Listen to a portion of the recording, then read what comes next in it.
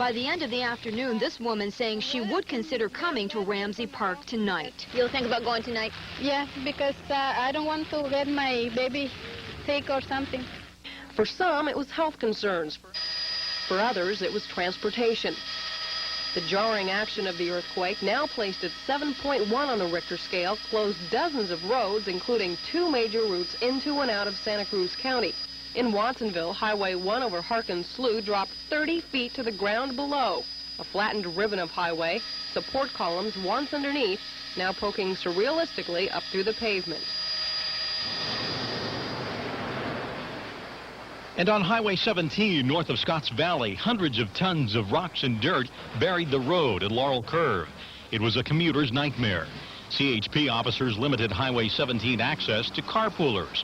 Drivers alone were turned back. This will continue daily on a 7-day-a-week basis for the next, who knows, until we get this situation under control up there. The situation would not be under control for some time.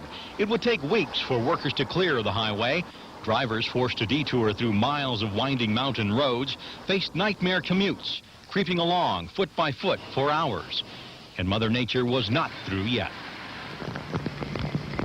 With cracks from the jarring timber tearing across mountain hillsides, the rain, normally a welcome sight following months of dry skies, seemed now like a cruel joke. John Libertini followed the foul weather into the hills. It couldn't have come at a worse time. Heavy rain socking the steep and already fragile Santa Cruz Mountains. We had the chimney almost come through the roof. You can't see it over there from here, but I was up at 5:30 last night patching the roof up, slightly leaking. Dave and Jennifer Deming survived Tuesday's earthquake. The chimney's damaged and the roof has a hole. But now the rains and this fissure are tugging at the foundation of their home. They cleared us to be in here. You know, they said that was it. But that fissure's what has us nervous because it could slide. And it runs behind our neighbor's house and up behind the water tanks over there. By midday, the downpour had become hard and steady. Emergency vehicles are standing by in case this disaster worsens.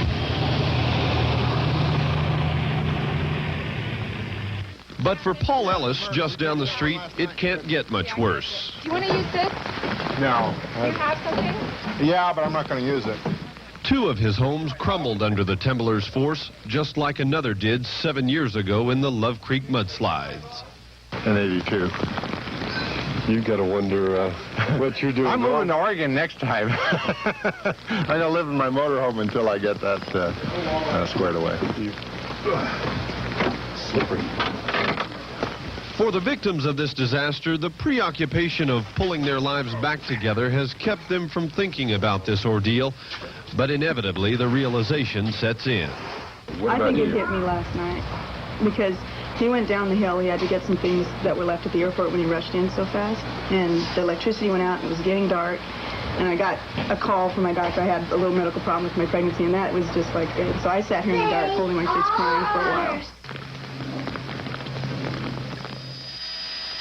In the flatlands of Watsonville, there was at least a break from the rain as a military airlift dropped off desperately needed supplies. Okay, Navy helicopters inbound. Winds are out of the southwest at about 5, and your contact will be... The skies cleared in Watsonville this morning long enough to allow 3 Navy helicopters time to land. They're delivering the first of 120 pallets of bottled water and baby food. Volunteers stand by to help load the boxes by forklift into trucks, which will distribute the supplies in the area. The supplies a very welcome sight.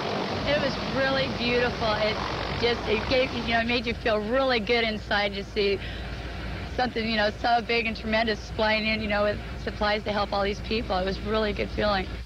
Help is arriving in Watsonville from all over the Central Coast. At Watsonville High School, help showed up about noon today. 10 to 15 truckloads of goods and supplies showed up. A supermarket in Los Gatos had a food giveaway, but no one showed up yesterday, so the Los Gatos Christian Church brought it all down here. Chuck Hughes is one of those in line awaiting the food and drinks delivered. He's been staying in a tent at the school grounds. Have you been back to your house? They won't let us in. It's condemned. They won't let us have any of our stuff. What are you going to do? I don't know. I don't know.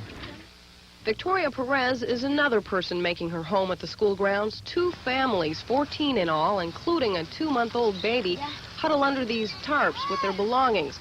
Victoria warms tortillas over a makeshift barbecue for lunch. She says the rains were light last night, but water still ran in at the edges of the tent. She says she's not sure what she'll do tonight. She's worried for her children in case of another quake. So they want to stay here tonight? Yeah, they're probably going to stay tonight if, you know, that's the chances. They can't go back to their house, though. Well, they can go back, but they want to see first. You know, everything's going to settle a little bit down. And, still afraid of another earthquake? Yeah, still afraid. It rains too much, probably they're going to go back home. Minutes later, the rains come. Tarps are rearranged to help keep the water out. People duck quickly under makeshift plastic shelters or stay inside their cars. A few hundred feet away, classrooms are open so people can stay dry, but no one goes inside. They're still afraid. Sunday services for St. Patrick's Church in Watsonville. But today, St. Patrick's Church is a high school gymnasium.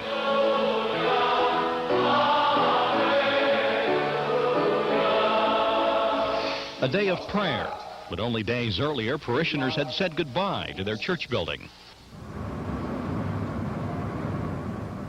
Before daybreak, this man comes to gaze at the church, but comfort can't even be found here. He looks because this may be his last chance. St. Patrick's Catholic Church, built in 1901, is crumbling.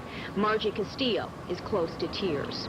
This church is very special. We were married in it. I was baptized in it, and my parents were married in it 35 years ago. The love of God our Father and the fellowship that the Holy Spirit gives be with you. This morning, Father Mike Miller says Mass in a building connected to the church. I know the people that have been here for generations, like a companion. It's tall and it's strong and it's kind of sheltering.